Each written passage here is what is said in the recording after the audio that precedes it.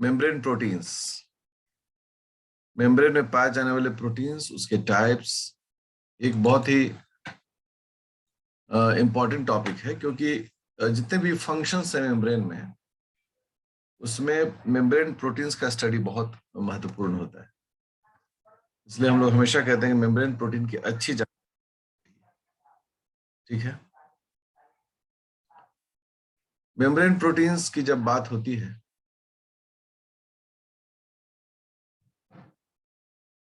तो सबसे पहला सवाल होता है कि क्यों चाहिए, क्या जरूरत है मेम्ब्रेन प्रोटीन्स की।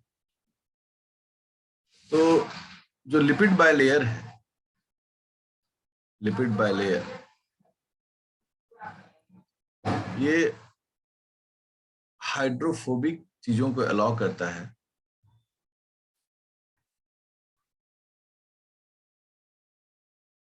हाइड्रोफोबिक ट्रांसपोर्ट को ये अलाउ करता है। उसको बोलता है ठीक है तुम आओ जाओ, क्यों? क्योंकि ये खुद भी हाइड्रोफोबिक है। लेकिन जो हाइड्रोफिलिक हो, ठीक है ना, जो हाइड्रोफिलिक है, जैसे कि आयंस, वाटर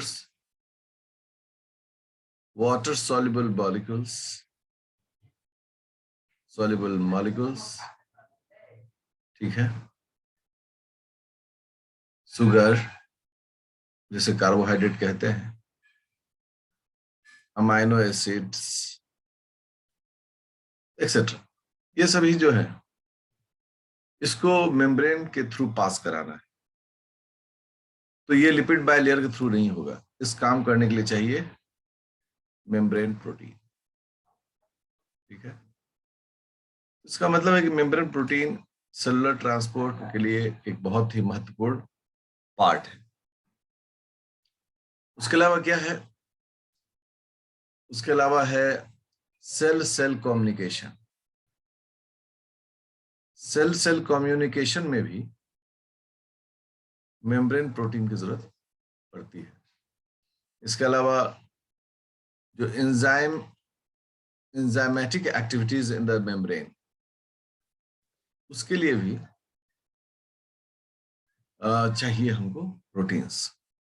ऐसे मल्टीपल फंक्शंस के लिए हमें मेम्ब्रेन में प्रोटीन्स चाहिए। तो बहुत सारा लिपिड्स है,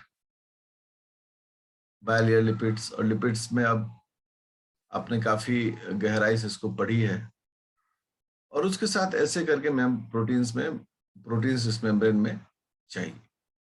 तो सबसे पहला सवाल आता है कि कितने प्रकार के ऐसे प्रोटीन्स का अरेंजमेंट एक मेम्ब्रेन में देखा जा सकता है, ठीक है।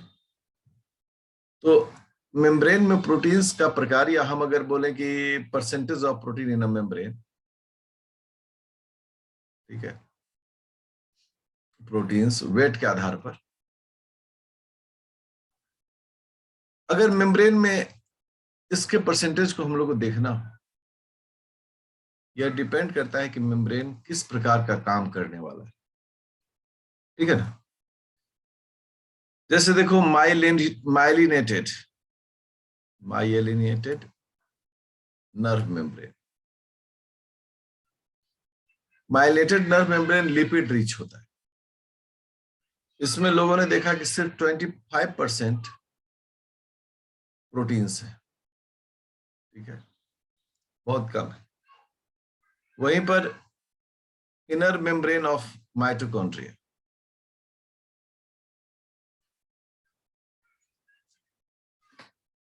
अगर माइटोकॉन्ड्रिया के इनर मेम्ब्रेन को देखें, सब जानते हैं कि ढेर सारा प्रोटीन यहाँ होता है। यहाँ ऑक्सीडेटिव फॉस्फोरिलेशन जैसे महत्वपूर्ण काम होते हैं। अप्रॉक्स 75% तक इसका हिस्सा, पार्ट जो है वो प्रोटीन होता है। एक टिपिकल मेम्ब्रेन में हम लोग मानते हैं कि बाय वेट 50% प्रोटीन्स होते हैं। ये सभी बाय वेट है, मतलब वजन में बराबर। इसका मतलब स्पष्ट है कि प्रोटीन की मात्रा उस मेम्ब्रेन के काम पर डिपेंड करेगा, ठीक है। अगर मेम्ब्रेन में बहुत सारे काम होने हैं जो कि प्रोटीन डिपेंडेंट है, तो इनर मेम्ब्रेन ऑफ माइटोकॉन्ड्रिया का उदाहरण सामने आता है 75% तक। अगर बहुत ऐसे कम काम होने हैं, तो अब जैसे नर्व मेम्ब्रेन है माइलिनेटेड, तो वहां तो बेसिकली जंप करना है इलेक्ट्रॉन को, तो बहुत लिमिटेड अमाउंट में या बहुत ज्यादा मात्रा में सोडियम आयन, पोटेशियम आयन जो पंप्स होते हैं वो मौजूद हैं, तो यहाँ कंपेरेटिवली कम रहे। ये परसेंटेज डिपेंड करता है सेल मेम्ब्रेन के नेचर ऑफ एक्टिविटी पर। ठीक है। अब अगला होता है कि सेल में मेम्ब्रेन्स जो है वो normal proteins, types of membranes, types of proteins अगर देखें, अगर हम लोग टाइप्स ऑफ प्रोटीन्स देखें इन मेम्ब्रेन, तो पहला तो एक नॉर्मल जो प्रोटीन होता है वही नॉर्मल प्रोटीन्स। दूसरा जो होता है वो है ग्लाइकोप्रोटीन्स, शुगर के साथ जुड़ा हुआ प्रोटीन। तीसरा जो टाइप होता है वो होता है लाइपोप्रोटीन्स, लिपिड के साथ जुड़ा हुआ प्रोटीन्स। इसके अलावा चौथा होता है वो होता है ग्लाइकोप्रोटियोग्लाइकान्स, ग्लाइकोप्रोटियोग्लाइकान्स। तो कहने का एकदम स्पष्ट है कि अलग अलग प्रकार के प्रोटीन्स अलग अलग तरह के काम को करने के लिए मेम्ब्रेन में होते हैं मौजूद। अब सवाल आता है कि कितने प्रकार के अरेंजमेंट होते हैं, है ना?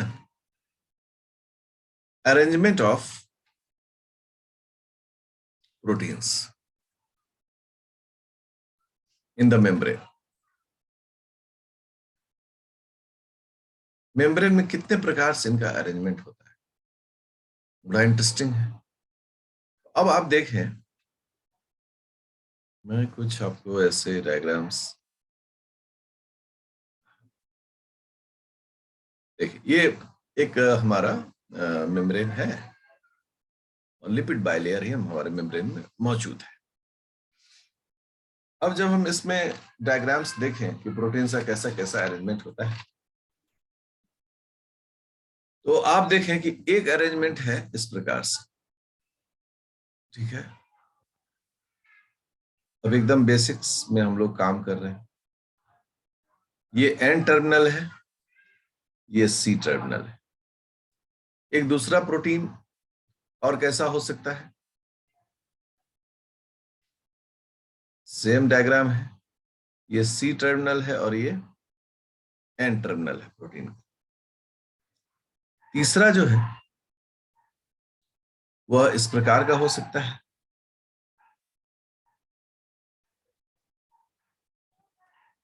ठीक है, देखें।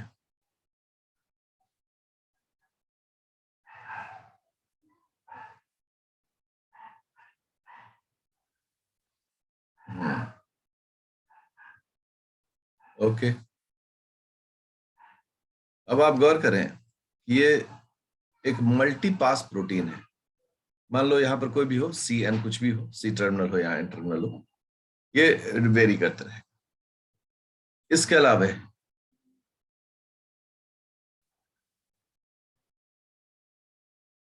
ठीक है, ये तीन ऐसा नहीं होता कि तीन, इससे ज्यादा भी हो सकता है, इससे थोड़ा कम भी हो सकता है, लेकिन हम इसको देख रहे हैं तो ओके, ये हो सकता है। इसके अलावा हमें पहले एक सेगमेंट को देखते हैं, ठीक है ना? ये हम इसको ए मानते हैं, क्योंकि एक स्क्रीन में पूरा आटेगा नहीं। अब आप देखें यहाँ पर कई प्रकार के मोडेलिटीज हैं। जब एक, ये सभी ट्रांस मेम्ब्रेन कैटेगरी है, इनको हम लोग बोल रहे हैं ट्रांस मेम्ब्रेन प्रोटीन्स। क्यों इन्हें हम लोग ट्रांस मेम्ब्रेन प्रोटीन्स कहते हैं? क्योंकि मेम्ब्रेन के एक पार से लेकर दूसरे पार तक ये आर पार रहते हैं। अगर इन्हें देखें आप, इन्हें या इन्हें, ये दोनों क्या है? सिंगल पास, मतलब ये एक बार ही मेम्ब्रेन से पास होते हैं, इसलिए इनको कहा गया सिंगल पास। लेकिन वहीं पर अगर आप सेकेंड और थर्ड वाले को देखें, ये हैं मल्टी पास, मतलब ये मेम्ब्रेन से कई बार पास करते हैं। अगर आप यहां देखें तो यहां 3 बार ये पास करता है, एक बार आया, फिर दूसरी बार ऊपर चढ़ा, फिर तीसरे बार नीचे आया। तो ये पहले हो गया सिंगल पास, मल्टी पास। दूसरा क्या है कि अगर सिंगल पास में ही अगर आप डिफरेंस देखें, तो डिफरेंस जो है वो इनके एक्सटेरियर, मतलब ये तो बाहर है, मान लो हम किसको मानते हैं एक्स्ट्रा सेलुलर फ्लूइड, बाहर एक्सटेरियर, ये हो गया साइटोसोल। अब आप देखें कि यहाँ एन टर्मिनल है अगर बाहर में, तो अंदर में है सी टर्मिनल। एन का मतलब हो गया अमीनो टर्मिनल, सी का मतलब हो गया कार्बोक्सिलेट। तो दूसरा ऐसा भी हो सकता है कि बाहर ही सी टर्मिनल हो और अंदर एन टर्मिनल, ये भी एक डिफरेंस है। उसी तरह से मल्टीप्लाई पास में भी आप देख रहे हैं सी टर्मिनल, एन टर्मिनल, और ये पलट भी सकता है। अब ये जो जितने आप टाइप देख रहे हैं ये सारे अल्फा हेलिकल, इन्हें हम लोग क्या कह रहे हैं, alpha helix, alpha helical single pass. ये भी, ये जो है वो क्या है, अल्फा हेलिकल, हेलिकल मल्टीपास। ठीक है, इसको हम लोग क्या बोल रहे हैं, बीटा हेलिकल या शीट ऐसे करके बोलते हैं, इसको हम लोग मल्टीपास। तो कहने का अर्थ स्पष्ट है कि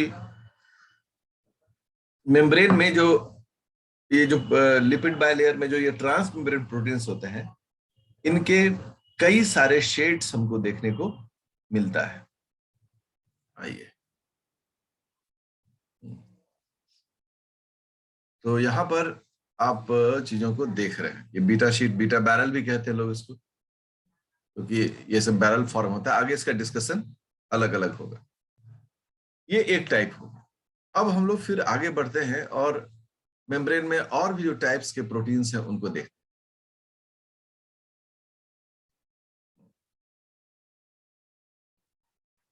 बढ़िया, अब आप देखें, हम्म,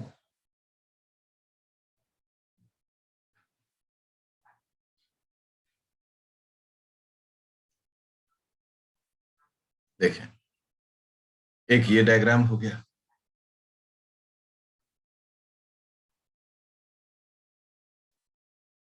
एक ये डायग्राम हो गया।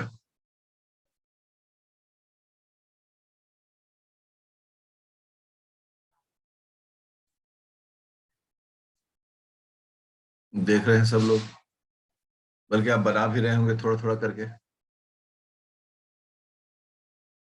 ये शुगर है,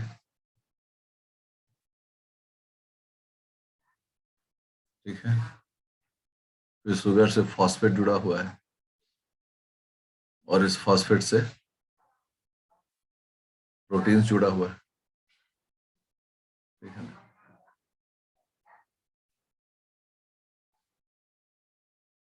ये प्रोटीन जुड़ा हुआ है, ये एक टाइप हो गया। फिर देखिए अगला टाइप,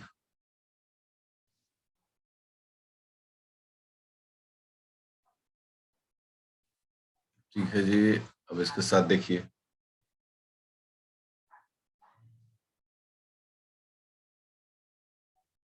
ऐसे हो या फिर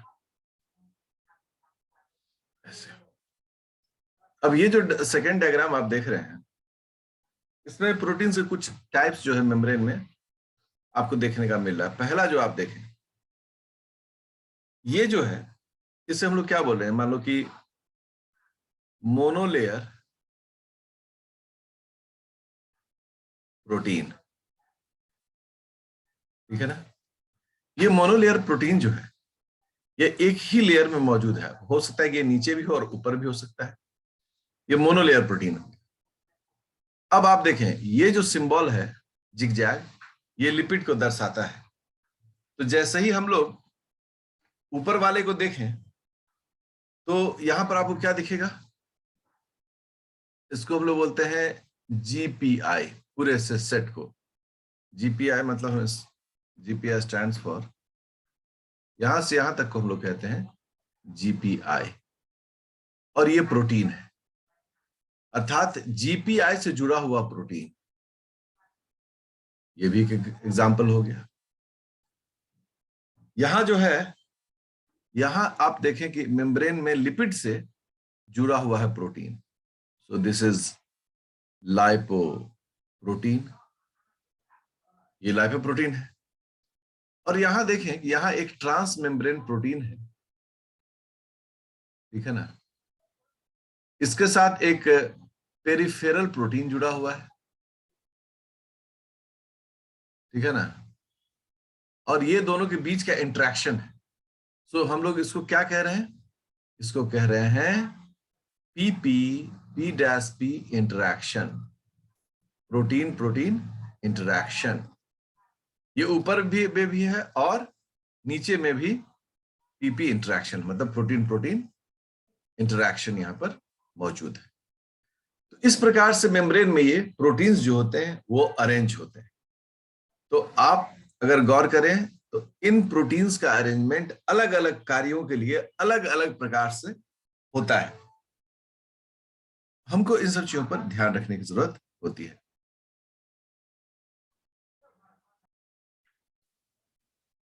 इन सभी कॉम्बिनेशंस को अगर देखें तो हमें पहला मिला था single alpha helix, single pass, single pass alpha helix में मिला।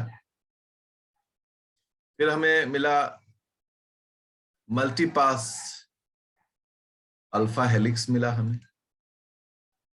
तीसरा हमें मिला बीटा बैरल्स मिले। चौथा हमें मिला एम्फीपैथिक, एम्फीपैथिक अल्फा हेलिक्स इन अ मोनोलेयर। मोनोलेयर में अल्फा हेलिक्स का एक पार्ट जो था वो था मौजूद। फिर हमको मिला लाइपोप्रोटीन। फिर हमें मिला ये जीपीआई लिंक्ड प्रोटीन, ठीक है, हमको ऐसे मिले। सेवेंथ में मिला हमें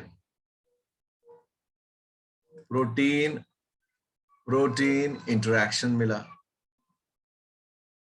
तो अगर हम अब गौर करें तो वैरायटीज ऑफ प्रोटीन्स जो है वो हमें मिलते हैं। अब इन वैरायटीज ऑफ प्रोटीन्स को हमें कैटेगराइज करने की जरूरत है, क्योंकि एक दो थोड़े होते हैं कि हम लोग ऐसे बोल दें। ये तो एक टिपिकल डायग्राम था, इसको हमने समझा था।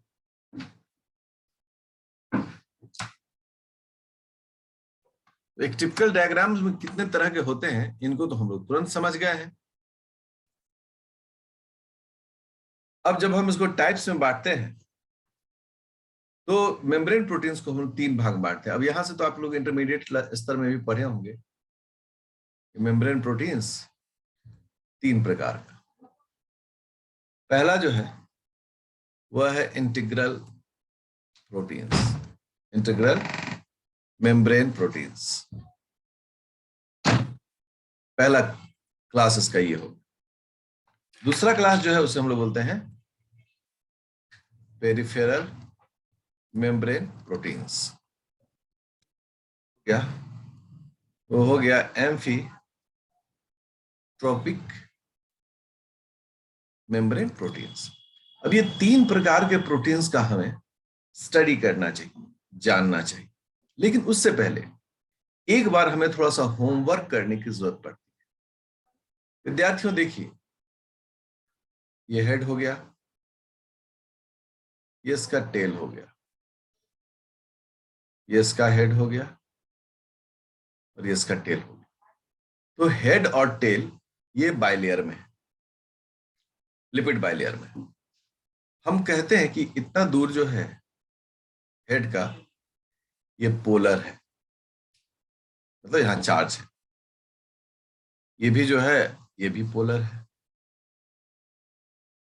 जबकि जो बीच का पूरा हिस्सा है, टेल का हिस्सा है पूरा दोनों साइड का, ये नॉन पोलर है, मतलब इस पर कोई चार्ज नहीं है, क्योंकि तो फैटी एसिड चेन, क्योंकि ये फैटी एसिड हाइड्रोकार्बन चेन, यही हम लोग बोलते हैं हाइड्रोकार्बन चेन है। यदि पोलर है यहां पर तो एक प्लस एक माइनस चार्ज, हम अभी नेट चार्ज 0 मान कर चले, प्लस माइनस चार्ज है, इस प्रकार से इसका बंटवारा है। और यहां जो यहां पर एकदम नॉन पोलर रीजन है। अब जब कोई प्रोटीन को अगर हमें अरेंज करना है, एकदम सिंपल तरीके से सब लोग समझिए, अगर हम एक यहां पर एक प्रोटीन खड़ा कर दें, देखिए ये हो गया प्रोटीन, तो इस प्रोटीन को भी अपना इंटरैक्टिव फेस बदलना पड़ता है, अर्थात इतना दूर इस पोलर हेड के साथ है, इतना दूर ये पोलर हेड के साथ है, और बाकी जो हिस्सा है वो किसके साथ है, नॉन पोलर टेल्स के साथ। तो इस हिस्से में और इस हिस्से में और इस हिस्से में जो अमाइनो एसिड्स के टाइप्स होंगे उसमें बदलाव होना बहुत जरूरी है। यहां mostly non polar amino acids होंगे, non polar amino acid residues होंगे। कौन कौन से हैं non polar amino acid residues? Glycine, alanine, valine, leucine, isoleucine, methionine and proline. ये 7 जो अमाइनो एसिड्स हैं इन्हें हम लोग कहते हैं नॉन पोलर अमाइनो एसिड्स।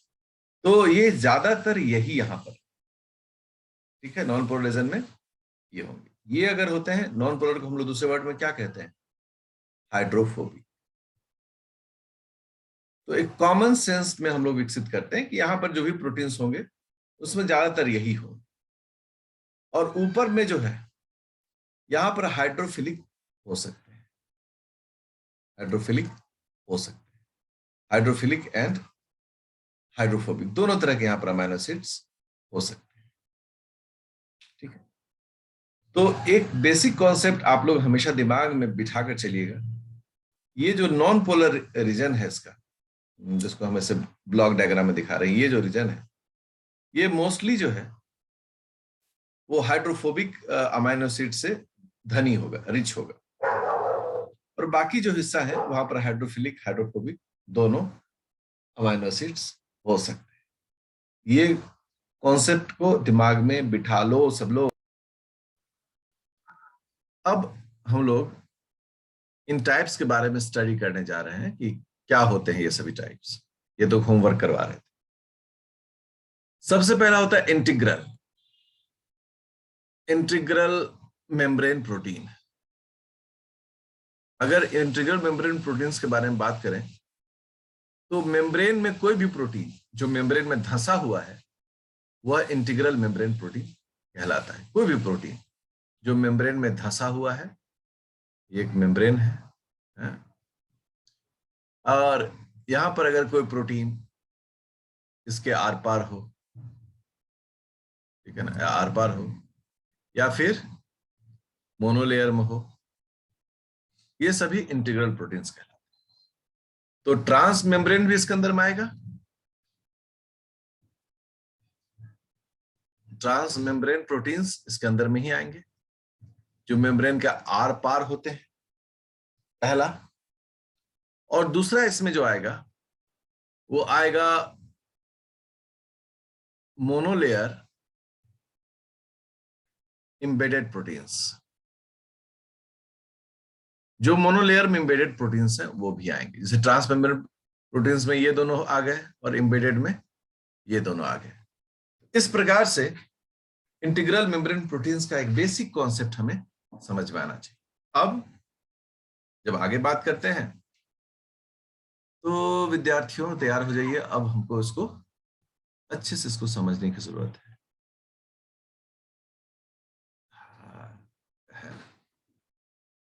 और देखो ज्यादा बड़ा नहीं बना दिए, अच्छा बना दिए तो अब बना ही दिए।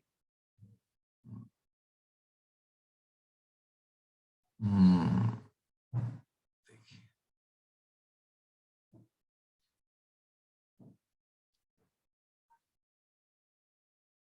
अब ज्यादा बन गया है बड़ा, लेकिन कोई बात नहीं।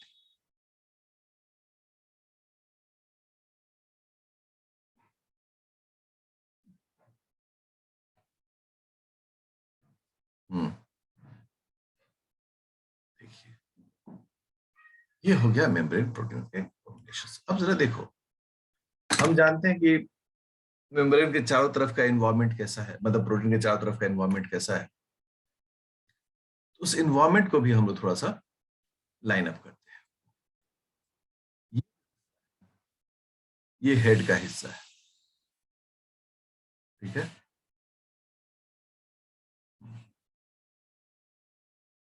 ये जो हिस्सा है ये हेड का हिस्सा, यहां भी ये जो हिस्सा है ये हेड का हिस्सा है। तो इतना हिस्सा जो है ये हेड का है, और ये भी हिस्सा हेड का है, ठीक है। अब ये तो क्या है, यहां पर क्या है, फैटी एसिड हाइड्रोकार्बन चेन है। अगर एक चेन को हम ड्रॉ करें, छोटा सा प्रयास, CH2 CH2 CH2 CH3, जितना आटा उतना ही दिखा रहे हैं, ठीक है। CH2 CH2 CH2, ठीक है। ठीक इसी प्रकार से नीचे में भी, ओके, जो भी फैटी एसिड रहा। अब यहां जो अमाइनो एसिड होगा इसके साथ इसका इंटरेक्शन होना चाहिए कि नहीं होना चाहिए। यहां जो ये कार्बन है इसके साथ इसका इंटरेक्शन होना चाहिए कि नहीं होना चाहिए। होना चाहिए कि नहीं होना चाहिए सबके साथ। लेकिन हाँ सर, एकदम इंटरेक्शन तो है जी, बिल्कुल होना है। जब इस प्रकार का इंटरेक्शन होता है तो सबसे महत्वपूर्ण जो इंटरेक्शन होता है यहां पर, उसे हम लोग कहते हैं हाइड्रोफोबिक इंटरेक्शन, ठीक है। क्यों हाइड्रोफोबिक इंटरेक्शन? क्योंकि जो फैटी एसिड हाइड्रोकार्बन चेन है वो भी हाइड्रोफोबिक है, और जो यहाँ रेसिड्यूज है अमाइनो एसिड्स वो भी हाइड्रोफोबिक है। अगर ये दोनों हाइड्रोफोबिक हैं तो टाइटली जुड़े रहेंगे मेम्ब्रेन प्रोटीन्स, इस लिपिड बाइलेयर में टाइटली जुड़ा रहेगा। लेकिन अगर हाइड्रोफोबिक अमाइनो एसिड्स को हटा दें हम और हाइड्रोफिलिक कर दें तो फिर यह कमजोर पड़ जाएगा। आइए आपके लिए हम एक उदाहरण को लेते हैं और आपको इस उदाहरण के साथ डील करना है। आपको बताना है कि किसमें स्ट्रॉन्ग तरीके से होगा इसमें कॉन्सेप्ट।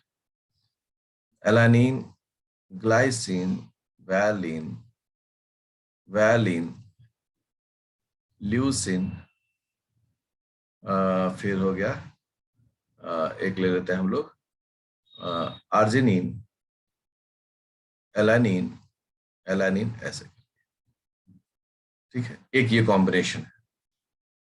एक दूसरा कॉम्बिनेशन लेते हैं हम लोग, ये लिपिड बाइलेयर है, CH2 CH2 CH2 CH2 CH3, ऐसे करके एक कॉम्बिनेशन। अब यहां देखिए, यहां एक अलग प्रोटीन है और उस प्रोटीन का कॉम्बिनेशन देखिएगा, alanine, arginine, valine, glutamate, alanine, tyrosine, arginine, alanine, ये एक प्रोटीन का कॉम्बिनेशन है।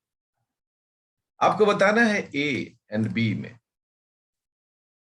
किसका जो अटैचमेंट होगा मेम्ब्रेन लिपिड बाइलेयर में वो बहुत ही स्ट्रांग होगा। मतलब कि हम कंपेयर करें तो ए में ज्यादा स्टेबिलिटी है, alanine, glycine, valine, valine, leucine, arginine एक चार्ज है, एलानीन, एलानीन। जबकि अगर हम बी वाले में देखें तो alanine arginine charged, valine aspartate charged, alanine tyrosine charged, arginine charged, alanine. कहने का मतलब है यहां पर हाइड्रोफोबिसिटी कम है।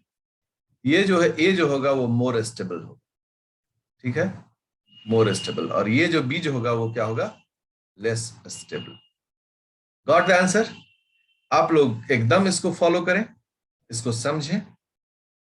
अब कहते क्या है कि अगर हम if you want to remove, अगर हम मेम्ब्रेन से इसको निकालना चाहें, ठीक है ना, if you want to remove transmembrane protein या इंटीग्रेटेड प्रोटीन, इंटीग्रल प्रोटीन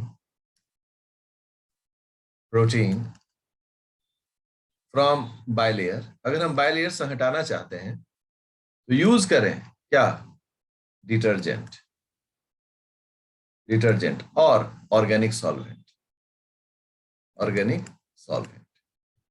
अगर हम डिटर्जेंट यूज करते हैं तो ये क्या करेगा, ये लिपिड को रिमूव कर देगा, क्योंकि डिटर्जेंट क्या करता है, वसा को साफ करता है, सिर्फ प्रोटीन मिलेगा। इसका आगे हम लोग एक्सपेरिमेंट देखेंगे, इसलिए ये सिर्फ आपके एक नॉलेज के लिए मैंने इस बातों को बताया है। इससे आगे जो टाइप्स ऑफ प्रोटीन्स हैं वो हम नेक्स्ट लेक्चर में आपको बता रहे हैं।